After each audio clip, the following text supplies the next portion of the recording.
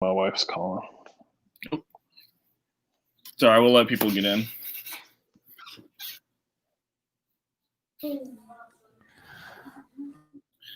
How y'all's days going, boys? It's going. How's yours? Pretty good. Or not too bad.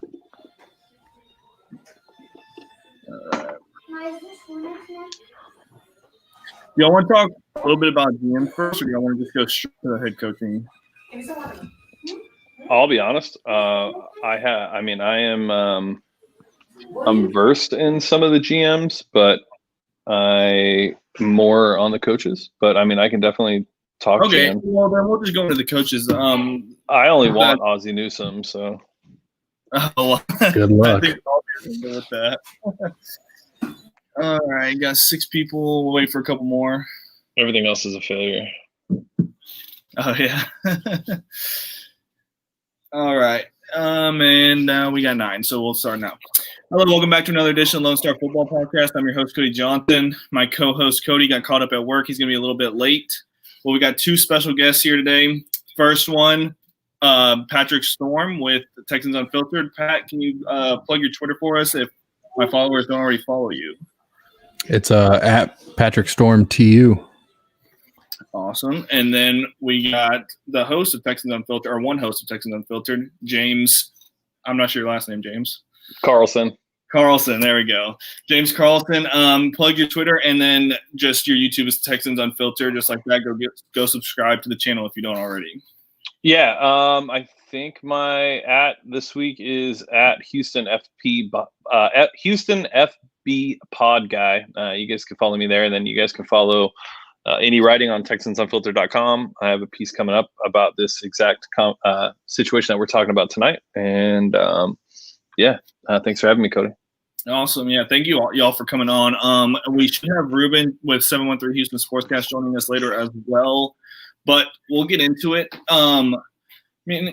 First, I just kind of want to start off with the big name, the popular name, one name that, I know we're not the highest of, I guess, what's the word I'm looking for? We're not as high on as everybody else on Texans Twitter, Facebook, whatever you want to call it. I'm seeing this guy all over the place. One, Eric Bieniemy, offensive coordinator for the Chiefs. Now, I know me and James share practically the same sentiment on Eric Bieniemy. I know, Pat, you're a little bit higher on him than us. I know you're not, but James, I'm going to start with you. Can you tell us what you like and specifically don't like about the possibility of bringing Eric Bieniemy in? So, I like what Eric Bieniemy has done over the last, 1 season and 6 games. So I think that's great. He's definitely put, a part of an explosive offense. His guys are always open. He schemes them open. He does a great job at that. But that's like really it for me. Like I get the appeal of the Andy Reid tree, and the success that a lot of Andy Reid coaches have had. More of them are on the defensive side than they are on the offensive side. But honestly, I just don't see a lot in. I don't think Bieniemy is the right hire for where we're at now, and I think that's the biggest thing that people can't seem to understand.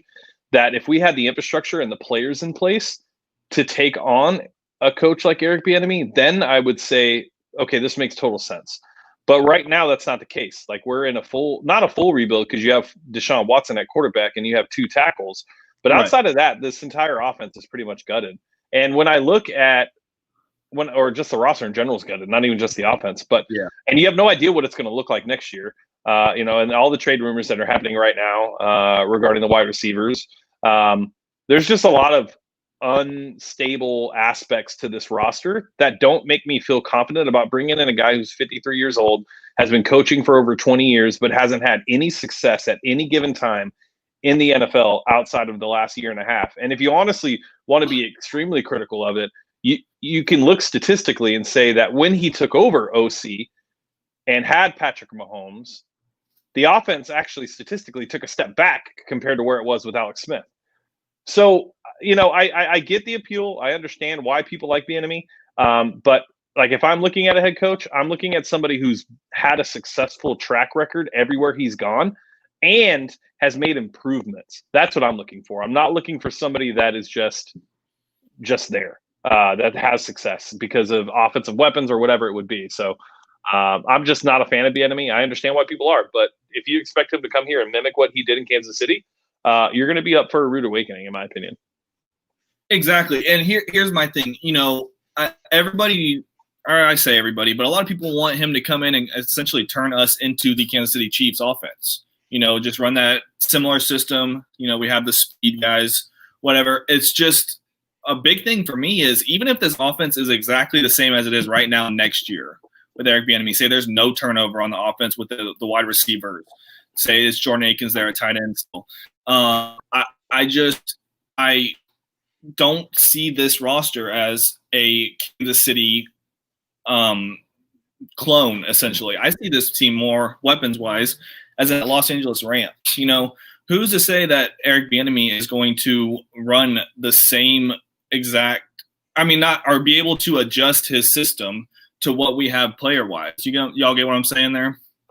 Yeah, no, I agree 100%. I think when you look at this offense right now, I had Jordan write the article in the offseason comparing this roster to the Rams. It's because that's exactly what we are. We're identical from a skill set perspective, and you're missing everything that the Chiefs have on offense. You don't have Travis Kelce, who literally opens everything up on the outside. Okay, when you have a guy that can dominate the middle of the field the way that Travis Kelce can, it makes everybody's job easier on the outside. You don't have Tyreek Hill. As much as you guys think that Will Fuller is Tyreek Hill, he's a completely different player. And you don't have Sammy Watkins on the outside.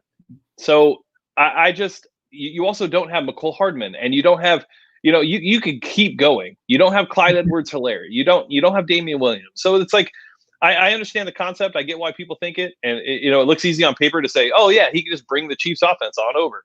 That's not the way it's going to work. And my biggest question that I have about it is, in the league, we always see every 5 to 6 years, there's a transitional period for offenses. We see it every 5 to 6 years. It changes. What's going to happen when he comes, implements the Chiefs offense, and then in 2 years, the league has changed, and he's not able to adapt and evolve that playbook and that scheme, and you're still stuck with the offense that got the Chiefs to the Super Bowl last year, and it's not working. Yeah, I exactly agree. You talked about Andy Reid's coaching tree a little bit earlier, and you said most of it's defense, the successful ones, or special teams coordinator Harborough, for example. But you got Rivera and McDermott on the defensive side.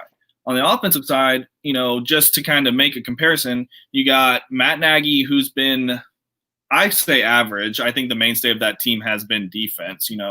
Again, Mitchell Trubisky isn't the greatest of quarterbacks, but he also had a hand in picking him, And then you go over to Peterson and Philadelphia, who, yes, won a Super Bowl, but after that Super Bowl lost Frank Wright to Indianapolis, and that offense really hasn't been the same. Not saying he's a fraud per se, but maybe we overhyped him after that Super Bowl, or people overhyped him after that Super Bowl. So, Pat, can I get your thoughts on Eric Bieniemy, good or bad? I think James kind of nailed everything. That I don't think it would be the right situation for him. And I think that fans would be a little disappointed in the long run of what would happen if he was to come here. I think they've got to go in a completely different direction. Someone that, he's got all this hype around him because of the success in the Super Bowl and all this stuff. But like James said, the roster is just not constructed to be successful for someone like that. And I really think the fans will be really disappointed. I agree with that. Well, that being said, we're going to go into the next guy who I've been on, from the beginning of the season when I but I was hoping O'Brien would get fired. After the season or whatever happened, week 4. Now we're having the discussion on the bye week. One guy that Pat has recently gone on pretty hard as well. I know James has had mixed feelings on Pat. Robert Saleh, 49ers, DC. He has coached for the Texans before and back in 2010. But what are your thoughts on Saleh, and what kind of turned you on to being on a Saleh train? Man, it's just listening. I've done a lot of, like, I heard the clip the other day, and so it got me looking into just any interview that he's ever had. And anytime I've heard him talk, it's like he's just so self-aware of where he is in his career and as a coach. And it's just so refreshing compared to what we've had in the past. Whereas he's aware that he's not the greatest of all time, and that he's not some, guru for everything that can control everything and be in charge of everything. Whereas Bill O'Brien wanted to have all that power. And so I think that it's just that aspect alone, to me, speaks to how successful that he could be long term.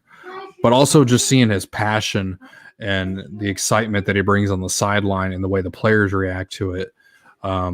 And just kind of the work that he's done this year with the injuries that the 49ers just sustained. But also each year that he's been in charge of that defense, they've gotten better and better and better. And I think that's the biggest Achilles heel that this team has right now is the defense, obviously. And what better way to try to turn that around than bring in somebody like that can, help grow this defense. So.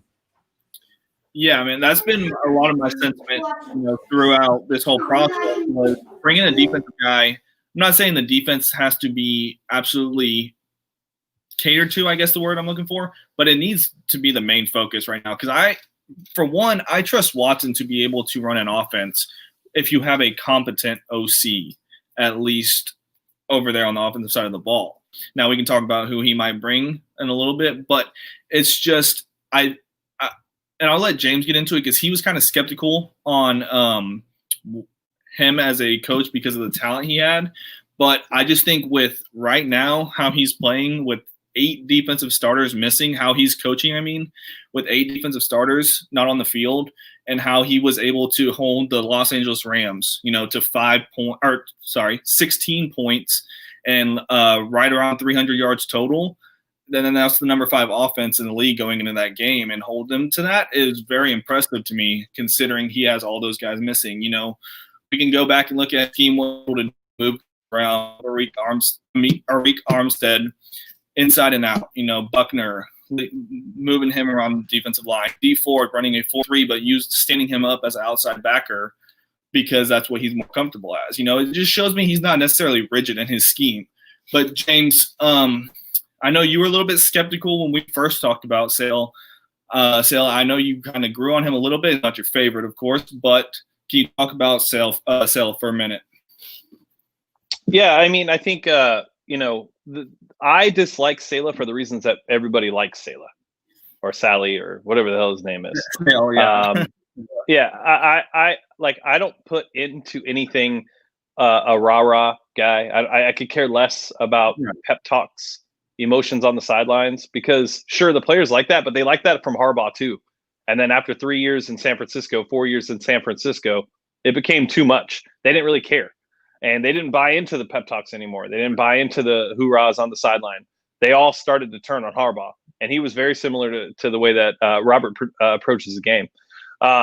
So, I think from a schematic perspective, I like what he does. I think from a development perspective on defense, he's definitely developed guys, which is what you're looking for in a defensive coach. He's bounced around quite a bit. He's been a DC now. I think this is his second season as full DC, correct? He's been a defensive assistant, a defensive interim. 2017, right? Okay, yeah, so this is second. This is third year. No, this would be because 2017, 2018, 2019, 2020. This is fourth okay. year. Well, 4 years. Either way. So you see what he's done, and it's been successful, right? But then you look at also like what he hasn't done, like this year, for example. Like everybody talks about the game against the Dolphins. Whatever. You're going to have the occasional game like that where a defense gives up points. I'm more worried about the 26 points that he gave up to the Eagles, considering what we've seen from the Eagles this year and the lack of talent on offense. That's an extremely concerning number to me, because the Eagles are throwing to Greg Ward Jr. They're lining up a wide receiver at tight end. Carson Wentz has been awful this year. They have no run game. And when you look at the schedule, when you look at what he's done over the last couple of years, there's a couple of these games every year. And that's somewhat concerning for me. I mean, I understand why people like him. You know, I'm all for a defensive minded coach, given that you do have Watson. You know, he can hire an offensive coordinator, implement an offense. You know, everybody brings up the what do you do if you bring in a great offensive coordinator and he's taken? Well, you have to hope that, you know, he has another guy in place that can take that offense and still run it, right? The quarterback's coach or an offensive assistant, a passing game coordinator, whatever it would be. If you just look at the layout of the Niners coaching staff, they have guys who are ready to step up and take place of any of their OCs. So, you know, I get it. It's great. You know, he definitely, you know, that speech that Pat posted yesterday, it was definitely like very self-aware, which is what you do want from a coach. Like that was the one thing I did take away from it, was that he is self-aware. And that's something you're looking for, especially coming off of having OB. But I don't know. Like I was joking with Pat last night, and I posted a GIF of you know, Coach Boone from the Remember the Titans, because he gave great pep talks too. You know, but like how much does that really relate, and how much does that really turn into W's? And ultimately, that's what I'm looking for. I'm looking for development. I'm looking for a guy who's open, takes feedback from his players, and is willing to make the necessary changes to put the team on the right path. You're absolutely right about that. Look, you know, we can talk about the first rounders. He had Nick Bosa, DeForest Buckner, Arik Armstead. He got Kinlaw this year, and you said he has developed guys. You know, Fred Warner was a third-round pick. And, you know, I mean, we're not talking about a Luke Kuechly type guy that's just coming in the league ready to go day one. You know? Guys like that, and you have Jimmy Ward, who's had some of his better years with Sale, and then I forget Jaquaski Tart, who, if he could stay healthy, look who we got here. If he can stay healthy, he's actually on pace for his best years under Sale as well. So, you know, I've seen the development there. And like you were saying, you know, he has the talent, you know, the raw, whatever. A lot of guys can give you that. The giving great speeches, there's more to coaching than that, of course. I like what I've seen from an actual schematics point, and I know it's him, you know, whereas EB, how much of it is him, how much of it is Andy Reid? You know, we're always going to have those questions until he gets that chance. But as far as seeing what he's done on the field, schematic-wise, one thing I saw, or I actually heard it in the game against the Rams. I heard it in the game against the Rams that last year, week 16, when the 49ers played the Rams, Rams put up 30 points, was killing them on a bunch of bootlegs. Which Sean McVay likes to do. And coming into that week, he completely but he adjusted his scheme, added a whole bunch of new concepts to limit the bootleg, and it shows it worked, holding him to 16 points and, 300 yards total. So what adjustments did he make in the Super Bowl, though, in the second half when they were up? And that, that's totally fair. I get that too. Does that all go on him for blowing that lead, though, or that offense as well? I mean, the defense couldn't stop the offense. Okay, that's fair. I haven't watched that game since the Super Bowl. I have to go back and rewatch it and really tell you why he couldn't make those adjustments. It is also Andy Reid on the other side, but totally fair point. What is up, Ruben? Mr. 713 Houston Sportscast. What's going on, gentlemen? Hey, real quick, Ruben, why do you look like you just robbed somebody at a liquor store and took their old English and just like ran away? I was walking outside and then they're testing the fire, like the fire alarm that'll come back inside. Are you wearing black slippers right now?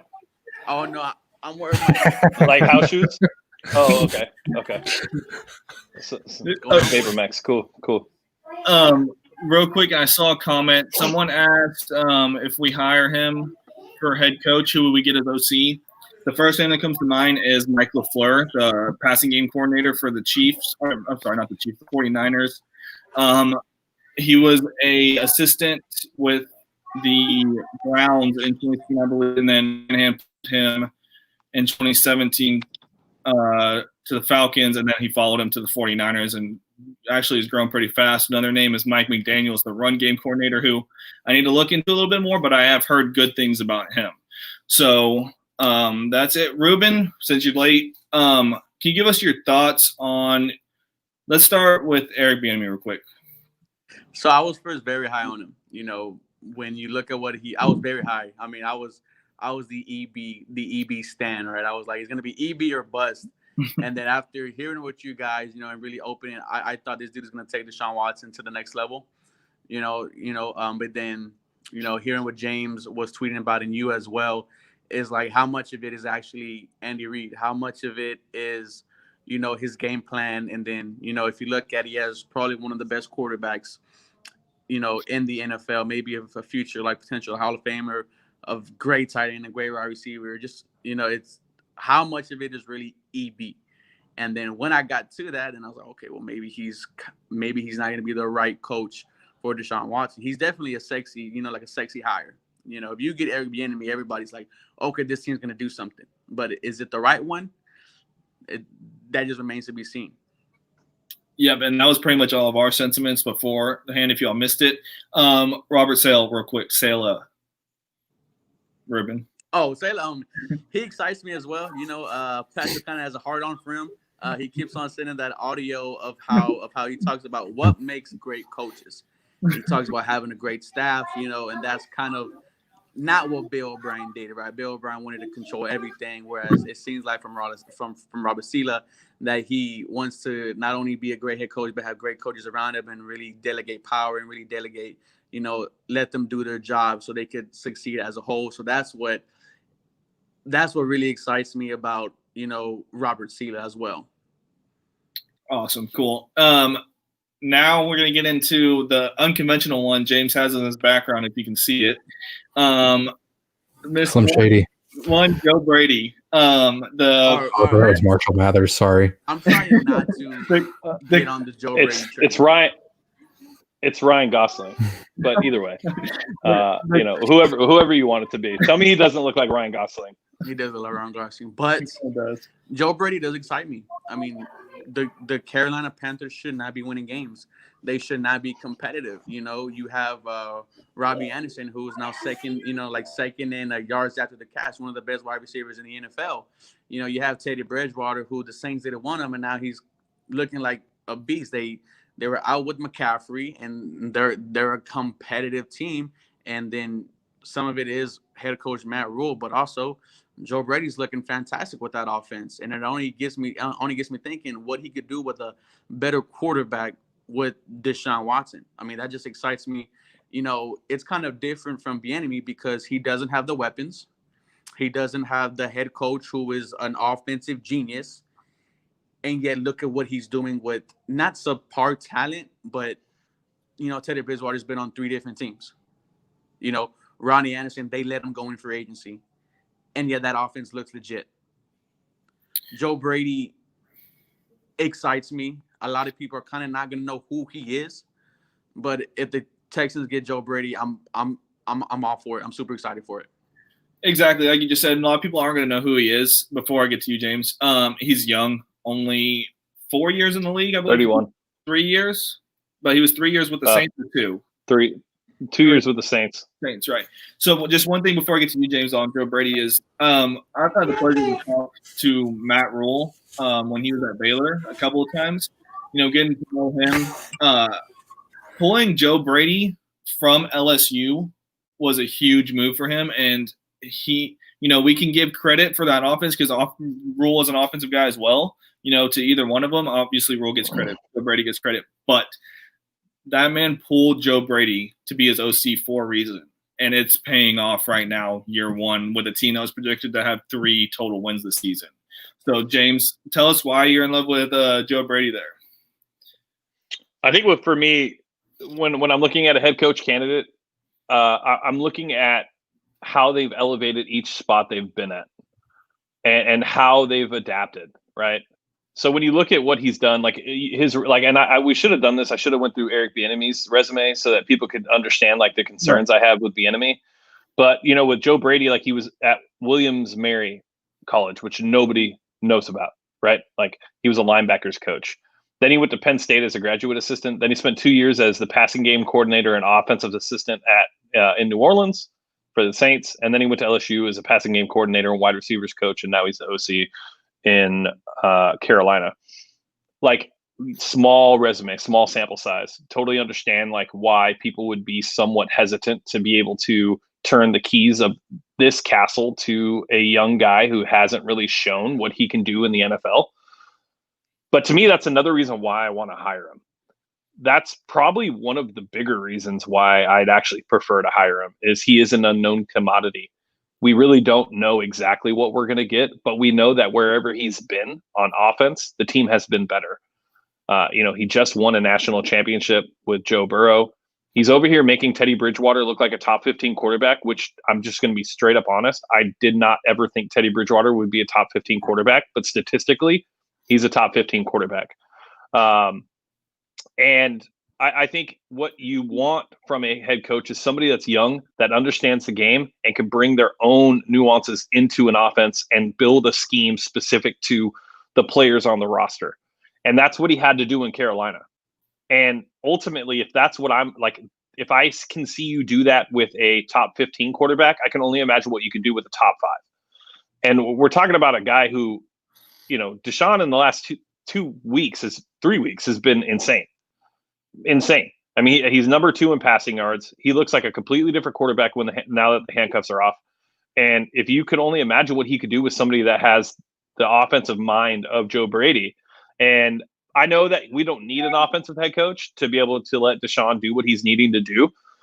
But man, like imagine if you could get Andy Reid at the age of 32 and just take Joe Brady and put him in that spot and give him the opportunity to do it. We're going to learn. Like that's the thing that I don't think people realize. Like they think when I'm like, oh, Joe Brady, he's the guy. He's somebody that we should do now. And it's like, no, like the first year, there's going to be some struggling. Like he's going to get adapted to being a head coach. He's going to have to understand how to lead, how to delegate, all the things that we had to deal with O'Brien, honestly. The difference is he's taking it over with a franchise quarterback and a good offensive tackles in Titus and Laramie. And has the opportunity to really just make a name for himself. And this could be like, the way I look at it is I compare him to Kyle Shanahan back when he was with the Texans. People talked about it. It was like quietly mentioned as him potentially having a head coaching job soon, but everybody shied away because he was so young.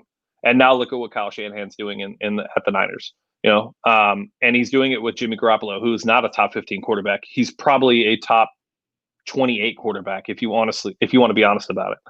And I think Joe Brady would be a guy that you could build around for a long time, could give you stability at a position that you really need, because this hire is it's not overstating it to say that this hire is the most important hire and most important decision this franchise has ever made. Okay. When we let go of Capers, we had Andre Johnson. When we let go of Kubiak, we had JJ Watt. When we let go of Bill O'Brien, we have Deshaun Watson. You need to maximize the next 11 years with Deshaun Watson to get the most out of him. And why not go with a guy who's going to come in and build something specific to Deshaun Watson's skill set? Absolutely. I mean, can you say, not from a scheme perspective, but the age factor, the offensive mind, genius, I guess, Sean McVay, kind of that's the vibe you get that I would get. I've kind of grown on him a little bit. He's gone up my rankings, not quite, number 1 like he is for James there, but he's definitely someone I think if you don't get him now, you're definitely not getting him at all. Exactly. That's the thing. Yeah. So that's like the biggest thing for me. Like you're going to let him OC for the rest of this year and next year, and then the Jets are going to hire him, or the Dolphins will hire him, or somebody else is going to hire him. And then you're going to see what he does with the young talent. And it's insane. Like when you look at the league over the last 3 years, all the young coaches that have been hired, actually 4 years, considering now that you're talking about McVay too, LaFleur, Vrabel is a young guy. Kyle Shanahan, like the young guys are having success, and why not hop on that train now and take advantage of it? Absolutely. If I could add on to that,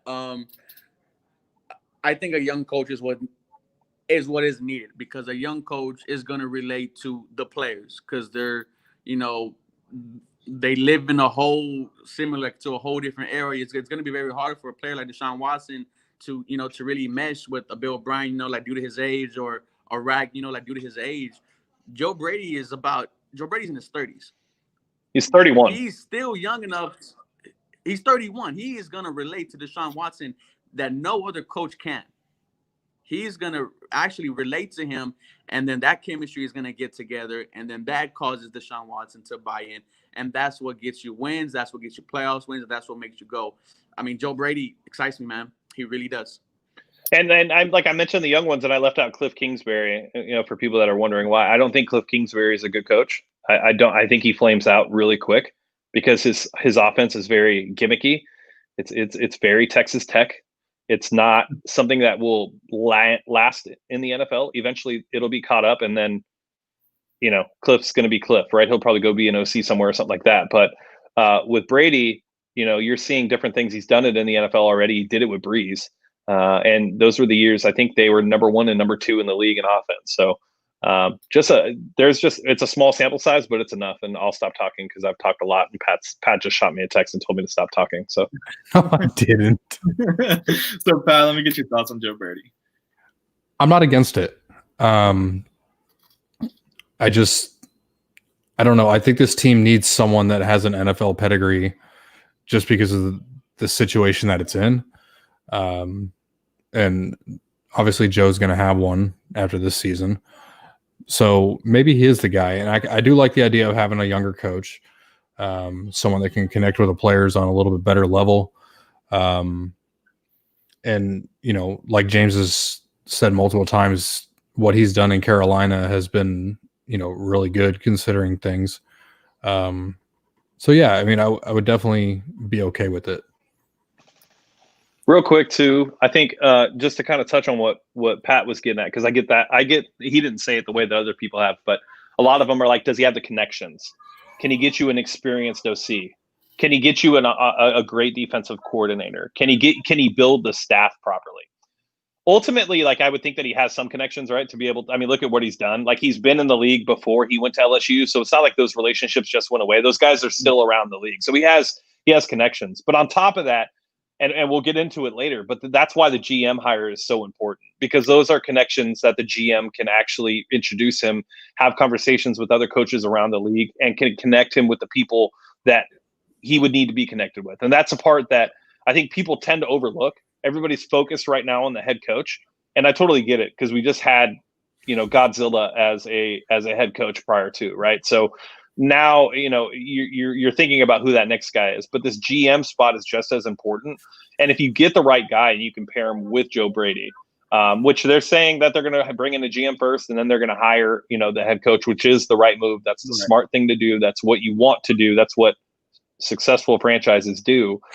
But he's able to, it's all about your network. And when you hire the right GM, he'll be able to connect him with the right people to be able to build the proper coaching staff. When you look at the Niners and Mike Kafka, right? Young offensive guy coming up that's being talked about, he's not an OC though. So could you bring him over from the Niners? So there's a ton of opportunity. Or Chiefs, yeah, sorry, my bad. Yeah. But yeah, I completely get that as well. Something we didn't even mention is that he's doing all of this right now without Christian McCaffrey. Mm-hmm. That's just something to add on to the impressiveness of it all. But I want to talk about 2 more coaches quick, and then if we want to talk about GMs. Pat, I'm going to start with you because you mentioned this. I was going to have Cody talk about it because this is the guy he is actually looking at if Mike McCarthy gets fired from the Cowboys. But one, Arthur Smith, offensive coordinator for the Titans. No, we don't have the run game. Like that's okay. the only reason that offense is, in my opinion, is being successful. Because teams are afraid of Derrick Henry. And when you have a running back like that can put up 200 yards a game, it makes everybody's job on that field a hell of a lot easier. And we don't have a running game. So what is he going to do here? Because I don't know. That one scares me. I think it'd just be too good to be true. That's fair. But look at what he's doing with Tannehill right now. He's a top 10 quarterback playing wise right now. True. I don't know if he is. And, one thing Tannehill is really good at is play action, and play action works without an elite running back. It's an intriguing name for me. It's not a top 3 option for me. But what he's doing with Tannehill is kind of similar to what Dabble was doing with Josh Allen in Buffalo. Sorry. Is that he's molding that offense. Of course, having Derrick Henry helps, having Stephon Diggs helps, the talent-wise factor, but building that offense to these guys' strengths, which could be, do we do that with Watson finally? Let him get out of the pocket a little bit more? I'm not saying he's a runner, but it would help him to get out of the pocket, do some bootlegs, stuff like that. You have any thoughts on Arthur Smith, James? I'm not opposed to Arthur Smith. Specifically just what he's done with Tannehill, and what that offense looks like outside of Tannehill as well. Very good schematically, gets guys open. He's turned Jonas Smith into, a reliable tight end that I don't think anybody expected or saw coming. Obviously they have AJ Brown, so that makes things a little bit more easier, because I do think AJ Brown is probably a top 5 wide receiver by the end of next season, considering it's only his second year. But I like Smith a lot. I think it's hard to want to bring anybody over from the Titans, just because I'm not a big fan of those types of moves within the division. But I'm not opposed to it. He definitely has that offense humming. Ryan Tannehill, who people forget played wide receiver in college, is now looking like a very good quarterback. So I probably wouldn't be upset if we got Arthur Smith, but he's not at the top of my list. All right. Pat, do you got anything else you want to say before you roll out? The last thing that I would say about Smith is, I think while it's definitely a possibility and it would be a in my opinion, an okay hire, you've got one thing that's still in this building that would interfere with that, and that's Jack Easterby. And Vrabel has a connection still in New England, so he's heard about it, and he's going to warn Arthur about it if that was to be an option. And so I'll leave it at that. To be fair, I think the whole league knows about Easterby, and I wouldn't be surprised if that's the reason we do go Patriots 3.0, is because I don't think anybody else will want to touch this organization specifically because of Easterby. Yeah. So, but I got to take off. You boys have fun. All right, thank you for coming on. Later, dude. Y'all take care. All right, James. So the last one I was going to bring up, and you just said you don't like the end division move, so maybe you're not too Eberflus. Eberflus, yes. I'm actually pretty high on him. He same thing as Sale. He's only been a defensive coordinator. This is his 3rd year. But I really like what he's been able to do from a development standpoint. When he was a linebackers coach in Dallas, he didn't really get to work with Jalen Smith because he left right when he was drafted or right after he was drafted. But Sean Lee, when he was healthy, I talked to Cody a little bit, and Eberflus was a big part of what Sean Lee was able to do when he was actually on the field, stuff like that. And then he comes over to Indianapolis. The same year he comes over, they get Darius Leonard. 2nd-round pick, again, same thing as Fred Warner. This isn't a Luke Kuechly profile guy, not coming in ready to go. He is very good. I'm not going to say he made Leonard, but that him, Bobby Okereke, sorry if I said that wrong, Anthony Walker, still able to get stuff out of Justin Houston at 31 years old. Danico Autry, who was a 3-tech, but they brought in DeForest Buckner, who can't play both those guys, moved him outside and is actually playing pretty well. Maybe has a defensive rookie of the year candidate in Julian Blackmon back there at safety. And then Xavier Rhodes, who was trash the last 2 years in Minnesota, has come in and got 3 picks in the first 6 weeks, I believe. He looks revitalized. It's just I like what I've seen from him development-wise and schematic-wise, because, I know he was a big cover 2 guy before this year, and it seems that he's switched that to be more fluid, less rigid, and running cover 3, cover 1 man, stuff like that. So that's something I like to see. Do you have any thoughts on Eberflus? Yeah, my buddy Zach Hicks is very high on Eberflus. When they hired him, he was super excited. When you look at when they hired him, they really had no talent on defense. Really, I mean that was the year Darius Leonard was drafted. Outside of that, you had Malik Hooker, who was always hurt, so you really never got to see the potential of him. You have Kari Willis, who now is playing lights out to pair back there with the guy you mentioned. I forgot his name, but yeah, Julian Blackman. And then, so when you look at that, you see what he got out of Autry, see what he got out of Jabal Sheard, and then what he's done with Rocky Sin, and just everything else that he's done on that defense. I definitely think that there's a reason why there's a buzz around him, and I definitely think that there should be.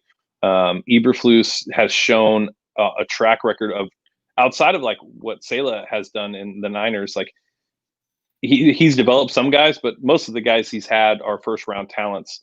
When you look at Eberflus, you're literally seeing him develop guys that weren't supposed to. They were supposed to be role players, and now they're becoming more than that. And it's because he's putting them in positions to succeed. And I think that's really the biggest thing that you're looking for, especially with a defensive coach. Is what are the characteristics of this player and what make him great, and then putting him in a position to be able to actually execute. And Eberflus has always given Deshaun issues. He did it his rookie year. Not Deshaun's rookie year, but Eberflus's rookie year as DC, confused the hell out of Deshaun, giving him man looks and switching his own, and just making things a lot more complicated. Pretty much was the one that dialed up the nickel blitzes that made Deshaun have to really spend the summer looking over how to read a defense better and pick up blitzes. He was the one that put that on paper. It wasn't anybody else. So, I like what he's done. I can't say I'd be opposed to it. I think it's hard for me to really, as much as I say I want a defensive-minded head coach, I just don't know if I see one out there that's going to be able to get anything out of this defense. And so ultimately, it's like, all right, well, let's just maximize this offense and, turn the cheat codes on because this defense is going to be trash for the next 2 years. Yeah, that's absolutely true. We know going into this, the head coach knows going into this, that this defense needs help from a talent perspective. It's not. And it's coaching, but it's also that talent is just lacking. Thank you, O'Brien. Yep. But that's why I want a defensive coach. Look, I don't know if we're, in your opinion, are we contending next year? I think so. Yeah, and it's funny because if you think about why, there's really only one reason, and if you just look at the landscape of the league, when you have a quarterback like Deshaun, if you compare him with a legitimate head coach, I definitely think that you can be a contender. Ultimately, you'll probably not be the guy that's going to be the surefire go to the Super Bowl, but I do think that things can be turned around rather quickly. Depending on what we do at the trade deadline, how many picks we're able to add, how much cap we're able to free up. These are two parts that we don't know as of right now. So that's all going to change. If we're able to flip Merciless, we're able to get rid of some contracts. And then in the offseason, come in, trade BMAC, free that cap up. I think there's some things that you can do to maneuver to potentially make this defense at least average, which is all you're going to need if you have Deshaun clicking on all cylinders. So I do think that the team can be an offense. I know a lot of people are looking at this team as saying it's a 2 to 3 year rebuild. The problem is we don't have 2 to 3 years because we've already wasted 4 of Deshaun's. So we need a GM and a head coach that can come in and really start to maximize the talent on the roster, start to put Lonnie Johnson back in a place where he can succeed. Even if it is safety, develop him at safety and make him not look lost out there, right? Get Justin Reed back to where he should be. Because if you look at this defense, the two biggest reasons why this defense has taken such a step back is because Zach Cunningham and Justin Reed have been just horrible this entire season. They have not been average. They have been below average. And those are two guys that you expected to come in and take a step in their development. And that hasn't been the case. And so those are the two biggest reasons why this defense has been so bad. Obviously, the loss of DJ Reader and things like that. But so there's pieces to build on and there's ways to be able to put together a decent defense. And then really you want to maximize that offense. So I do think that they can be contenders. Okay, that's fair. For me, it's just maybe it's so much more that I just don't want to get my hopes up and get let down. It's just the adjustment period for a new coach.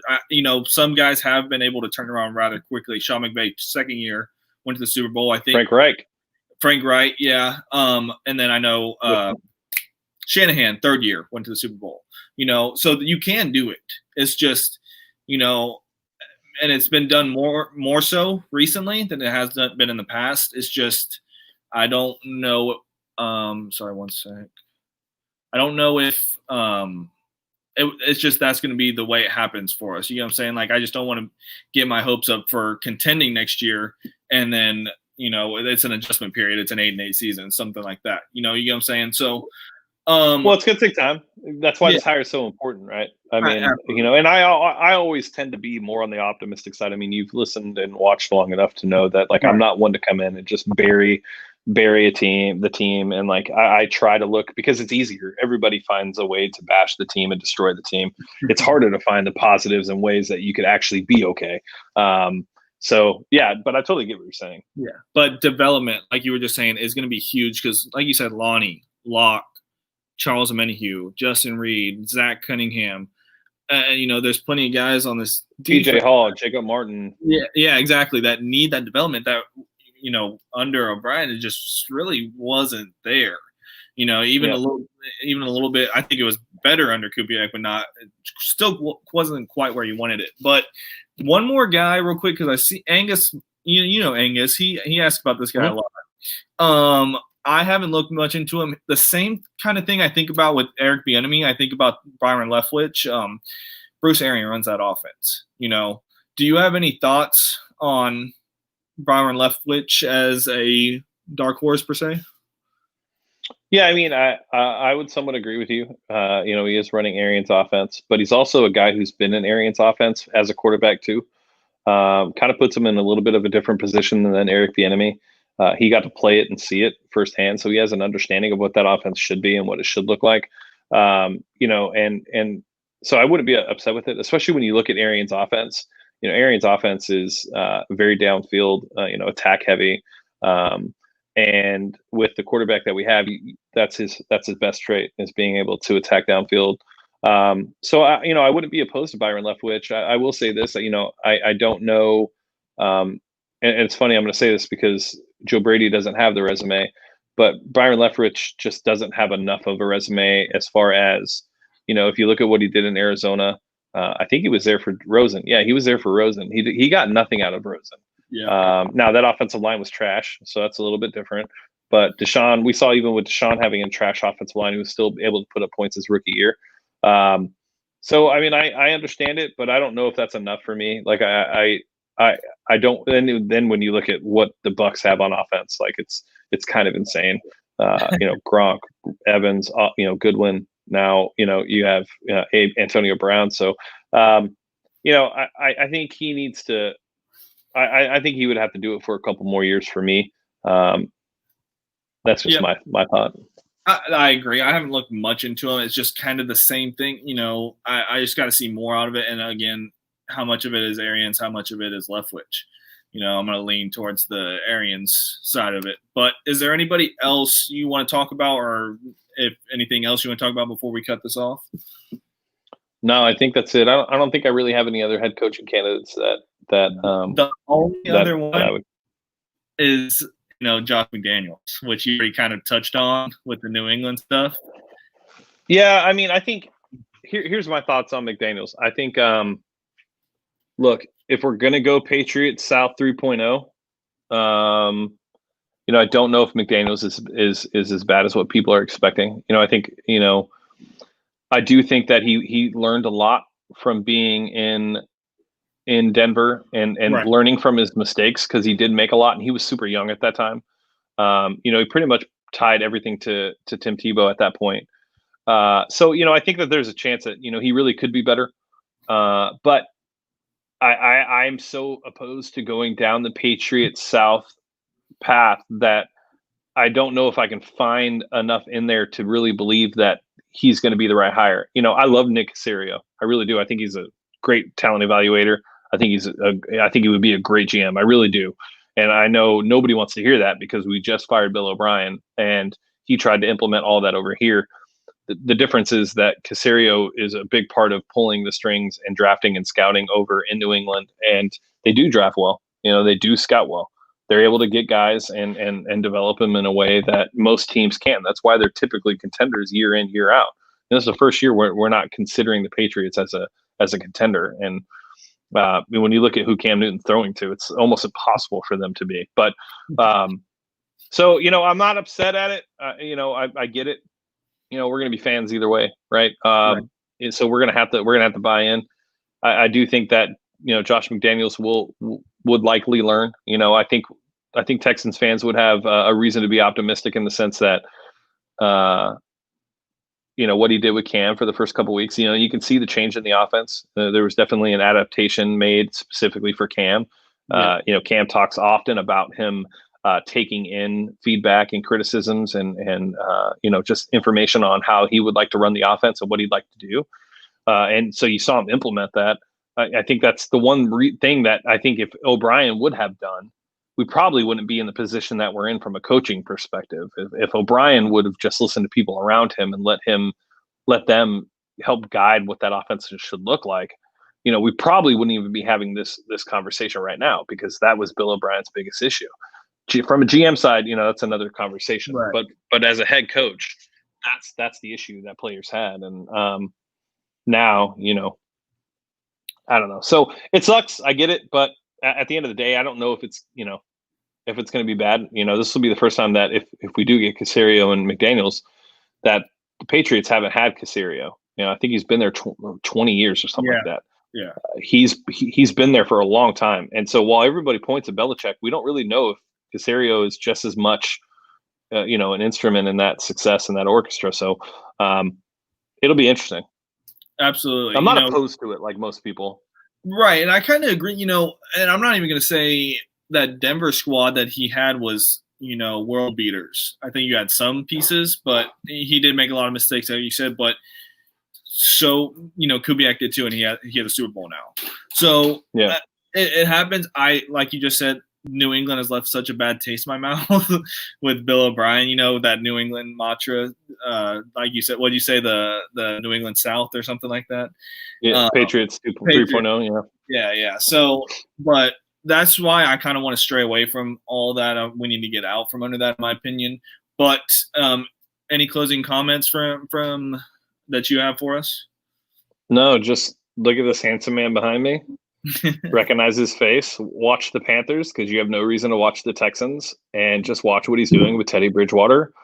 And then at the end of the season, when everybody's talking about a head coaching candidate his first year as OC, you'll know where you heard it first. Yep, Panthers are actually playing right now, so that's what we're about to go do, watch that game. So thank you, Absolutely. man. Thank you for coming on. I really appreciate it. This was fun. This was a good talk. I'm glad we had it. There's a whole bunch of good options that to choose from, in my opinion. But that's going to be all from us today. Y'all have a good one.